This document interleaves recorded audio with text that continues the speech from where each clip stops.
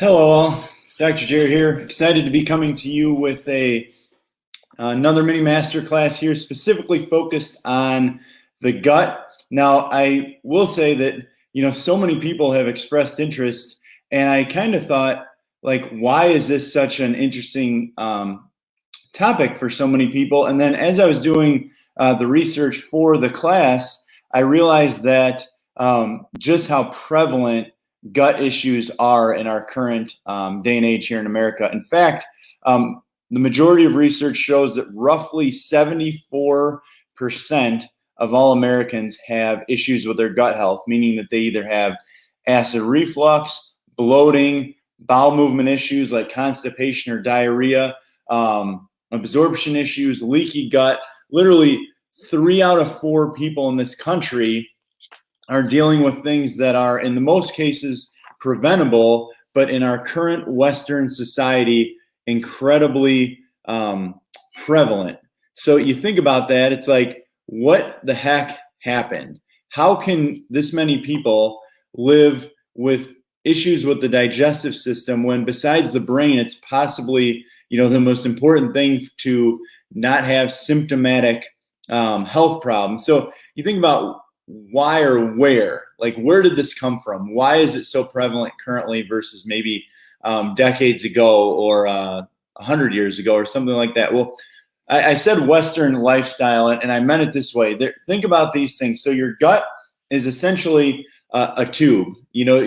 Food goes in your mouth and out the other end multiple times a day for most people. And there's actually 8 different organs associated with digestion. And so if one or more of those aren't working properly, kind of like your car, your body's not going to function like it should. And so the reason or reasons that may or may not work is, first of all, neurologically, you might not be functioning at an optimal level, but more related to lifestyle.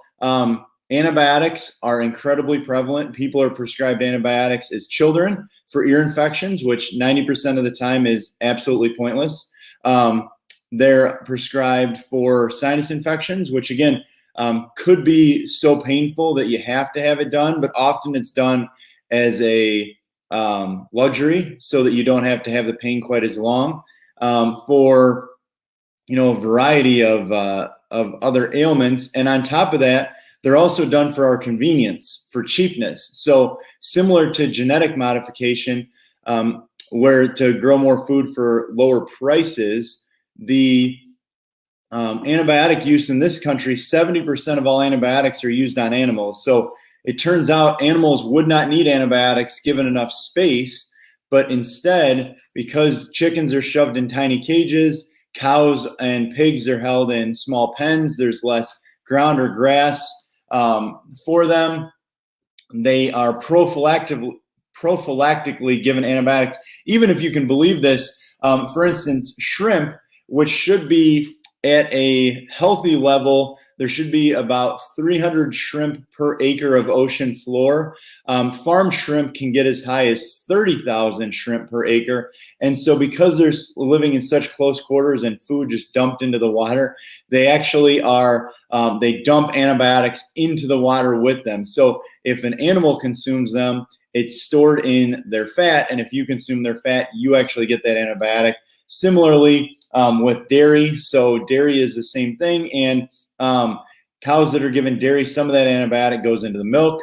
Just like if mom was consuming an antibiotic, it would go into the breast milk for the baby. So you say, well, like, why or what? On top of that, unfortunately, in my opinion, big pharma has way too much influence on our current medical approach. And so there are ways to curb that, but very rarely are they followed. For instance, taking probiotics after an antibiotic, eating more organic, the education on what quality food is, how bad processed food is. In fact, education is done in reverse. Organic food or truly healthy food has minimal education and minimal marketing, while food companies and the food industry can market the heck out of something like a Lunchable. I believe there's something like a $500 million in sales of Lunchables, and not a single thing in a Lunchable is healthy. processed flour, cheap processed meat, fake cheese like American cheese, and some sort of a treat like a candy bar. I mean, that's what's given to kids. And in fact, they actually pay off certain educational industries like the American Diabetes Association to label those things as something that a kid could eat that has type 2 diabetes. And the amazing thing about that is kids shouldn't have type 2 diabetes. Type 2 diabetes was originally called adult onset, meaning as Americans treated their bodies like crap for a long enough period of time, their body shut down to the point where their pancreas, one of the 8 organs in your digestive tract, started to shut down and either underproduce or insulin, or your body stopped being able to absorb the food because its insulin sensitivity reduced. Now children get type 2 diabetes because they're fed so much crap on average. So again, this isn't saying you're doing it, but there is a reason that 74% of Americans have digestive problems. And the tough part is, or the problem is the digestive system links to so many different things. So digestive system, or your digestive tract, is directly related to your immune system. So it turns out likely a healthy digestive system is way, way, way more important than a mask. Is the news media shifts, and as our governor laughably, severely overweight and unhealthy looking, recommends how you should be healthy. It's more important than social distancing. It's more important than every aspect of these government recommendations. You get your digestive tract in great shape, your immune system stronger, odds are, you can make the correlation. I'll leave it to you at that. But again, that's not what's on the news. What's on the news is put that mask back on. So, beyond that, it's not just your immune system. Your digestive tract is linked to hormone production. So somewhere between 80 and 90% of your serotonin, your feel-good hormone, again, depression and anxiety are rampant currently, worse than ever, according to recent studies, with all the lockdowns and all the stuff going on. And your digestive system is what makes that. And then your brainstem is what controls the release. So this is why chiropractic and healthy lifestyle can be so linked, can be so helpful. But think about, did Americans on average focus on their digestive tract and their chiropractic? Or, there was the quarantine 15, and then, which we shared in our last Heart Health Masterclass, I believe the study was 40% of Americans have gained somewhere around 29 pounds in the last 16 months. Or I think that was, the research was done over 15 months. So, not quite half of all people in this country have gained almost 30 pounds. Now, how can you possibly do that? Of course, it goes back to likely exercise routines being different, diets being different, and poor or worse health. Now, your gut's also been called your second brain. So there is a separate, they call it an enteric nerve system, which helps with digestion. And I meant to mention when I was talking about your immune system, your gut, if you come in contact with something through your mouth, like let's say bacteria on food or off the environment, you're most likely to kill it and not have serious issues if it goes through your digestive tract. If it goes through, for instance, like your arm or a cut, it's harder because your body's digestive tract is good. It's built actually to kill a lot of things because there's, quite frankly, sanitation has only been at the level that it is for, less than 100 years. So your body had to be able to kill bacteria and viruses that it was exposed to. So last thing to talk about, many inflammatory conditions. So think about this, heart disease, increased blood pressure, heart attacks, all have serious links to inflammation. And your gut, eating crap and following a poor lifestyle or diet, or possibly even eating healthy but having damaging medications in your system can cause more inflammation. So it's linked to, heart issues. Inflammation in your gut is linked to cancer, specifically in your colon. It's linked to allergies and asthma, food allergies and environmental allergies. Things like ibuprofen can put holes in your gut, and autoimmune conditions, which are more prevalent today than they ever have been in world history. So why should you watch this masterclass? I hope by now the answer is obvious. And quite frankly, you're probably not going to hear that if you follow the more traditional model. I hear people ask me like, how come my doctor doesn't educate me about this? He gave me an antibiotic. Why didn't he give me a probiotic or recommend? How many times do you actually get recommendations on how to offset the side effects of your medication from your doctor? Now think about that. From your doctor or specialist, how many times do you get education on how to offset the side effects or the damaging effects of that medication? And if you can say none or rarely, you're probably going to the wrong doctor, which is why we've opened an integrative clinic, is because you need to know, to be the best level of health, how to either build your health so you don't need medication, or at least offset the side effects, which is why, our mission at Chiropractic First, Integrative Medical, and Max Living is to empower people to live longer, healthier lives through chiropractic care and the integration of the Maximize Living 5 Essentials. Now, I put this up here. I'm going to make it big for just a second, but this is our current Max Living flag. So all the little dots you see are where we currently have clinics.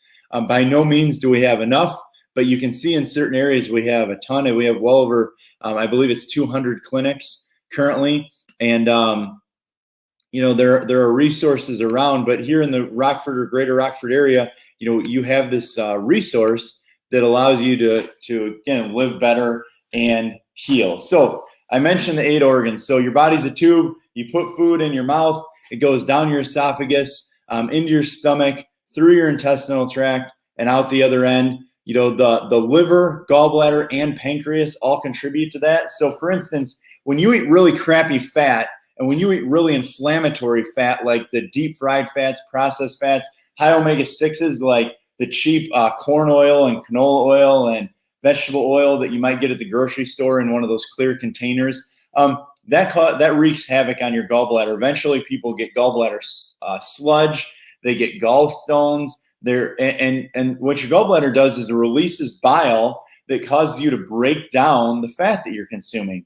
And so, just because you can live without your gallbladder doesn't mean you don't need your gallbladder. In fact, your liver is responsible for 30% of fat breakdown, your gallbladder 70%. And if you take your gallbladder out, think about what that does to your liver. And of course, if your liver is more strained, your liver is your main detox organ. And because it's your main detox organ, more strained over time, your body's going to absorb more toxicity, which increases inflammation, everything else, and specifically cancers.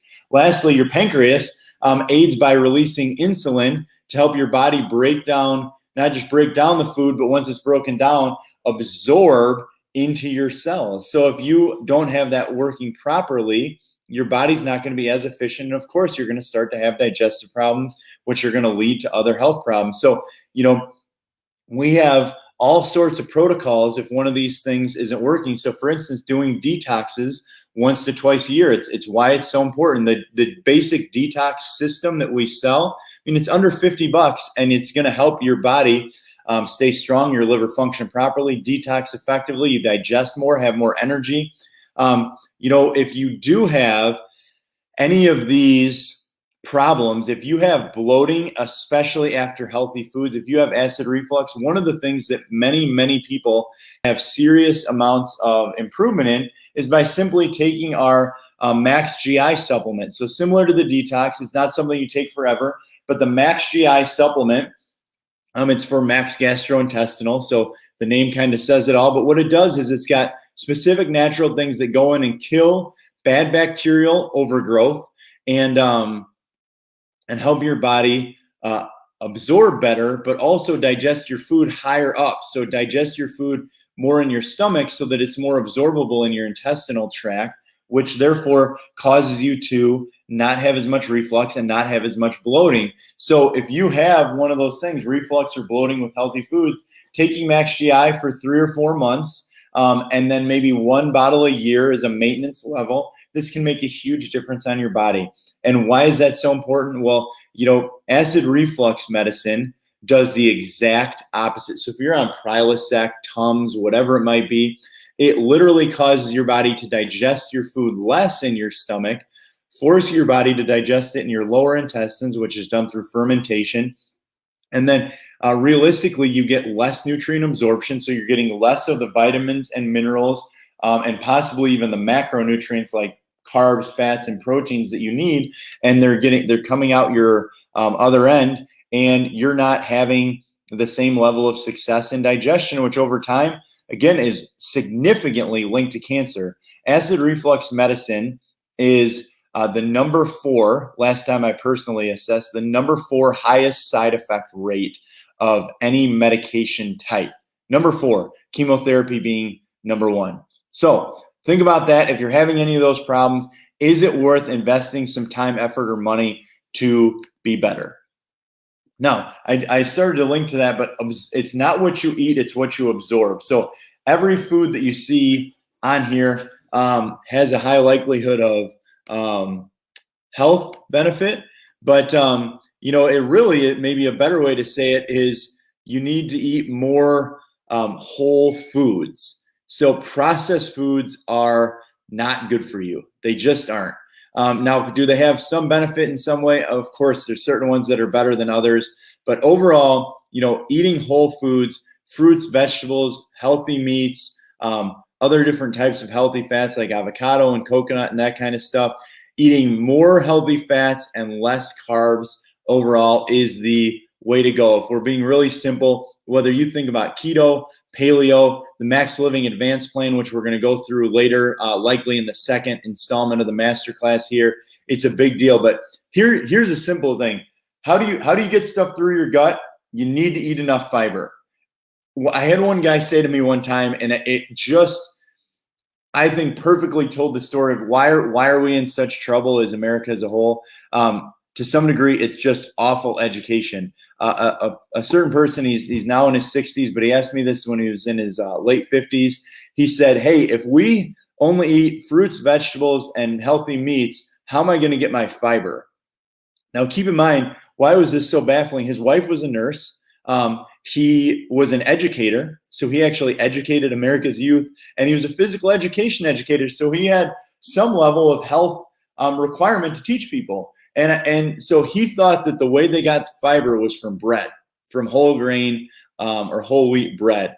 Now, again, there is a little bit of fiber in there, but ultimately the fiber that pushes everything through your digestive tract is the best types is to come from, fruits and vegetables. So think about that. Somebody that was very smart, he was into health education. His wife was into health or was in healthcare, say, just flat out didn't know something that simple or that basic. And there's a lot of people who have no idea. They think, eating refined, microwaved, processed is okay. And I'm not saying that in my family we're perfect, but the less you take, the better off you are. And absorbing the nutrients that you're consuming is very important, which is why having a healthy digestive tract is so important.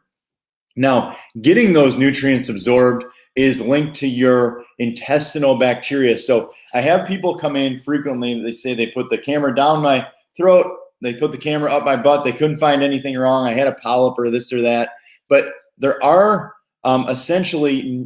there are medical tests that can show what your gut biome is, but they're very rarely done, even by the specialists. Ironically, I live right across the street from a gastrointestinal specialist. And while he might be better at giving you those tests, giving you medication, I would say he would be much less likely to actually help you heal from a problem that you're having, unless it's giving you medication to heal from an ulcer or, something like that, because they just flat out don't look at it. 2 things for people with gut issues: you need to look at the bacteria types in your gut, and you need to look at possible food allergies. Why are food allergies important? Because at this point, most people have been treated their gut so poorly that they've developed some level of leaky gut. And what leaky gut is putting holes in your intestinal tract. So when you put in healthy foods, they don't absorb properly. They can go through the holes that are too big in the gut that's been developed.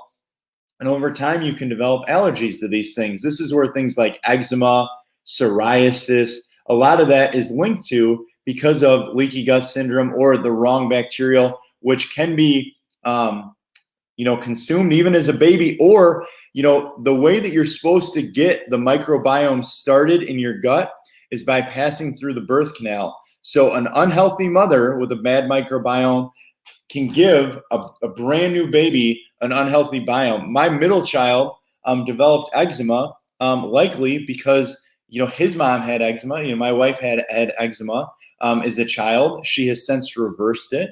But when he was born, her body still didn't have the bacterial balance that it needed yet, even if it was better than it was 10 years before that.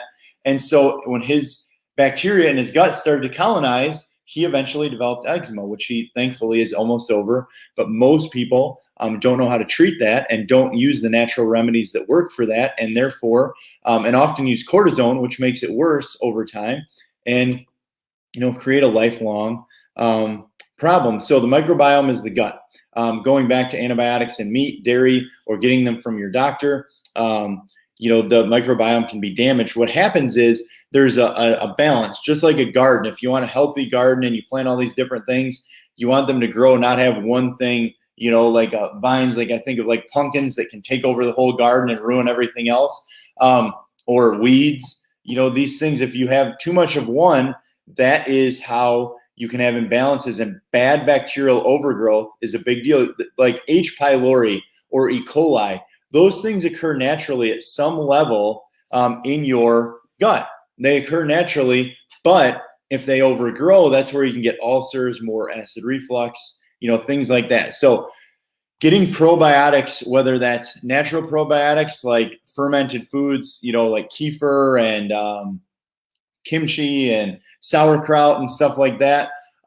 You can get probiotics if you eat raw vegetables like out of your garden. You can also get probiotics in certain cultured dairy, but of course you want that to be grass-fed, organic, ideally raw. You can get them from that, but also then for most people you need to consume them. So one of the reasons that our vitamin D supplement also has probiotics in it is you need a maintenance dose of probiotics for most people every day, but also probiotics help make vitamin K or vitamin K2, which is linked to helping absorb vitamin D. So if you're taking cheap vitamin D from the grocery store and you're putting it in your system and your gut health is a mess, there's probably 10 reasons that it's not going to be very effective from being synthetic. But also, if you don't have the right type of bacteria in your gut, you absorb less. So it's not what you consume, it's what you absorb. It's not what you eat, it's what the animal that you eat ate. So microbiome, huge deal. Again, going into leaky gut, so things like steroids, pain medicine. So if you take steroids, or if you put steroids on your kid's skin, if you don't like what a rash that you're having, you go to the dermatologist and they give you steroids. You're having severe back pain and they give you steroids. Steroids are known to cause leaky gut syndrome, to literally put holes in your gut. The steroids themselves or also pain medicine. So NSAIDs like ibuprofen, Advil. A lot of people take those for arthritis pain or when they have a backache, and they think, well, it costs me 50 cents to take this ibuprofen. It's a cheap way to do it, and it is cheap monetarily. It's not cheap in what it does to you. So, for instance, NSAIDs like ibuprofen, they're linked to raises in blood pressure. They're linked to kidney and liver failure. So, of course, for digestion, they're going to negatively affect that. They're the number 2 highest side effect rate medication, and you can get them over the counter. But they also put holes in your gut. So how do you solve this? Well, first of all, you figure out how to stop taking them, more natural remedies. There's, of course, chiropractic care, physical therapy, massage. But more than that, there's also, when you're eating those probiotics, you can also, when you're eating healthy vegetables, lots of healthy vegetables have things which are called prebiotics, like a lot of the cruciferous vegetables like Brussels sprouts, kale, stuff like that. They consider them prebiotics. For those that are drinking coffee, especially if you're drinking organic coffee, certain things like in there are shown to have some benefits. So coffee has some downsides, but it also has benefits to it. So, you kind of weigh out the cost benefit ratio there, but it is the most sprayed with chemicals. So for damaging your gut, you want to get organic coffee always, avoid Starbucks, things like that. But your microbiome needs to be fed. And if you think you have leaky gut, we have a program to help heal that. If you think you have damaged your intestinal tract, we have a program to help heal that. So as a starting point, if this is you, I would do the basics. Consume 3 or 4 months of Max GI, do 3 or 4 months of detox. If you're a current client, you can talk to us about how to do that more effectively at an appointment, or you can, email us at, chiropracticfirst@811@gmail.com. For current clients, we will share this information, or we will work through that with you as part of your program. But additionally, then our integrative clinic with nurse practitioner Abby, we have the Mountain program, where Mountain program stands for metabolics, which is metabolism, toxicity, detox, and nutrition, getting the right foods in, testing you, killing parasites, helping to chelate or get heavy metals out of your system, which can cause gut inflammation. But the one that's the best for the gut usually is what we call gut heal and seal. So we actually can test for food allergies, bacterial imbalances in your gut, which again, your gastroenterologist probably isn't going to test for, but we have the test for it. Why wouldn't the specialist do it and a integrative or functional practitioner would? Well, we're not going to give you drugs, therefore we can test for it. They could, but in general, all a medical professional is going to give you is drugs and surgery. They can give you maybe some dietary discussion points, but drugs and surgery. So you have a better solution with Gut Heal and Seal. And lastly, we also have a program called the NutriVal, which can test for everything from heavy metals to your vitamins to your bacteria in your digestive tract. And so it is possible to test. If you want to do that, you need to make an appointment with nurse practitioner Abby. We're currently 4 to 5 weeks out. So if you're watching this and know you want to do something, I would schedule an appointment as early as possible, because we are already getting overloaded with the amount of people that want a more integrative approach. And we used to do 15-minute consults so that you can discuss it. But, quite frankly, and we are at the point where if you want a more integrative approach, it's time to start using her or us, depending on how you want to think about it, for more of your primary care approach. So that is the simplest option. Treat your gut microbiome. Schedule if you want to do anything beyond that. But if you've never done Max GI or the gut heal or the detox, it's essential to do the basics. You need good bacteria in your digestive tract. And here's a few things that's linked to. So it's linked to brain health. So a healthy gut is linked to everything from dementia, Alzheimer's. I already talked about, depression and anxiety, happiness. A couple of the big things with brain health, consuming omega-3s. So things like fatty fish, flax seeds, healthy fats in general to make the hormones. So healthy saturated fats like from avocados, from healthy meats like grass-fed red meat, free-range chicken, things like that. And like we already talked about, fiber to get everything through. One thing I forgot to mention when I mentioned fiber is, when you do eat meat, if you don't eat meat without fiber, meat takes about 5 days to get through your digestive tract, and it can severely damage your gut. So it can get impacted. It can affect absorption. It can link to more toxicity. So if you're eating meat, let's say you're eating meat and, just processed stuff, whatever that might be, and you don't eat any fiber, you could be like Elvis famously died with, I believe it was like over 25 pounds of undigested meat in his gut. Like if you see those guys or women with the big bellies, many of them have a ton of undigested meat in their system. If they just went for 5 days with no meat and ate fruits and vegetables and maybe did protein shakes for their protein, they would lose a ton of weight because they just get this undigested crap out of their system. So there's a big deal in gut and brain health. I already mentioned immunity. Here's something in this day and age, I'm almost a little nervous to mention, not for myself, but because, on social media, there's so many people that feel that they can just be, I'm going to say, bold in uninformed arguments. But here's the thing, there was a study, and I've quoted this quite a few years ago, but there was a famous New York pediatrician from one of the universities said the best way to help your kids have a strong immune system, take them to the subway and let them play on the floor. And so you think about it, like for my own children, one of the ways that I built immunity for them is we let them, of course, play outside. We always expose them to other kids. We're not afraid of having them be around another child that might have a sniffle or something like that. But even when I used to come home when they were really little, if they were in good health, I would put my fingers in their mouth. So after adjusting people all day, and I would just expose them to different bacteria. I'd expose them to stuff so that their body could build immunity. There's a huge link to the quality of your immune system and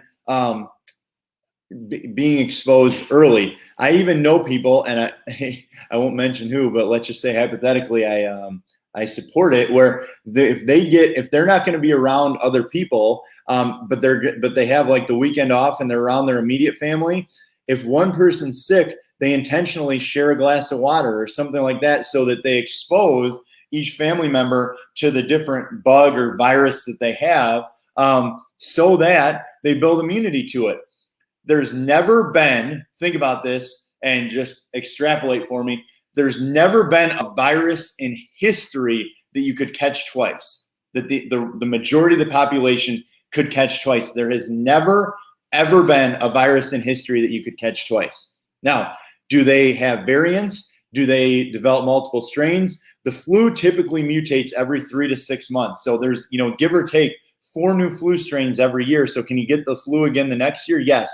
Are they in varying severities? Of course. But this whole concept that you somehow could catch a virus again, it's never happened in history. And of course, the news media is not currently touting that right now. Like, if you've already had certain viruses and you're actually, in general, if you've had, like, if I'm exposing myself to every virus, every flu on the plant, like in the area in the Midwest, the likelihood that I'm resistant to the next flu strains, because they're, let's call them cousins or brothers or sisters, the likelihood that I am immune or will have minimal response to that is incredibly high. So think about that. How are you? Are you acting out of fear? Are you acting out of certainty and strength? Are you eating right, exercising? Exercise, which I'm not going to I would normally not cover in this. Exercise, like I was at the gym last night, actually twice yesterday, but running yesterday morning raises my body temperature. Raising your body temperature naturally kills viruses and bacteria. So are you exercising to the point of fatigue, where you're out of breath, your body temperature goes up, and you're killing viruses and bacteria? Gut immunity, exercise and immunity, live in faith. I mean, holy cow, how can we believe the same marketing cycle that was done last summer? It was identical. And there's still people, we've had some in the clinic, that are just living in fear. So like I said, 70% of the immune system is housed in the gut. Of course, I mentioned this in the front end. Chiropractic is important in gut health. Why? Because your nerves go from your brain down your spinal cord and out your nerves to every cell, organ, and tissue in your body, whether your brain is telling your heart to beat, your stomach to digest. It all starts with your neurology. So yes, there's your gut is your second brain. Yes, there's factors in it, but think about, if there's a pinch in the garden hose, how much water is coming out? And that's where chiropractic care boosts immunity, helps with digestion, helps with so many different things.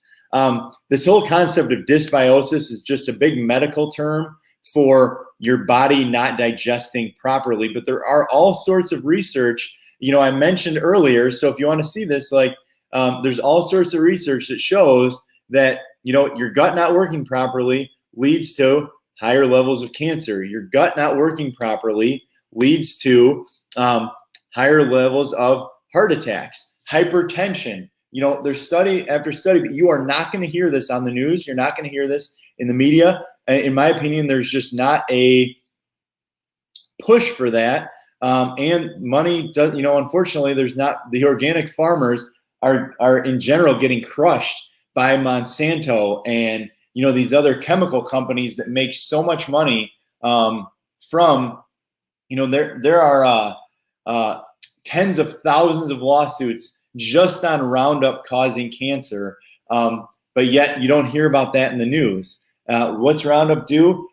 Roundup, so again, spraying Roundup on your weeds, Roundup in your grass, that chemical, which they say is so healthy, you could drink it and not die. Well, that's true. Maybe you could drink it and not die, but what does it do? It kills your gut bacteria. It leads to all sorts of problems. It's linked to cancer, but yet it's, a class 2. It's not that dangerous.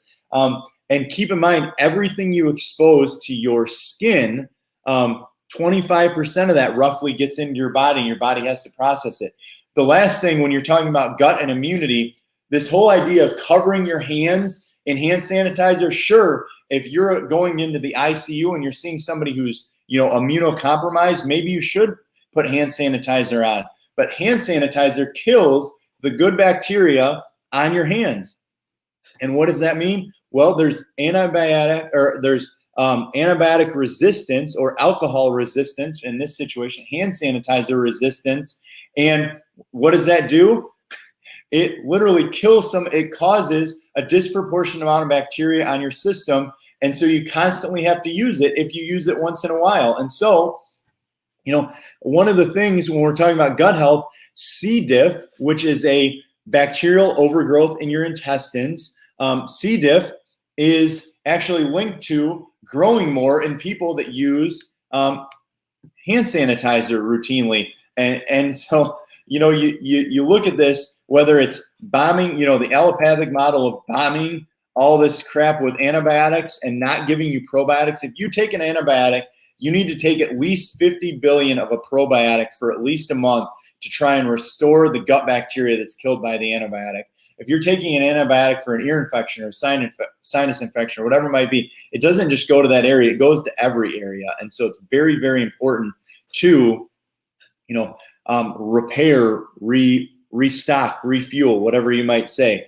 We already talked about inflammation and leaky gut. So to conclude this first masterclass, building your probiotic army, balancing it out with things like Max GI, healthy probiotic foods, high fiber diet. We're going to go into the types of foods to eat and some other options on the next class, which is this upcoming Tuesday.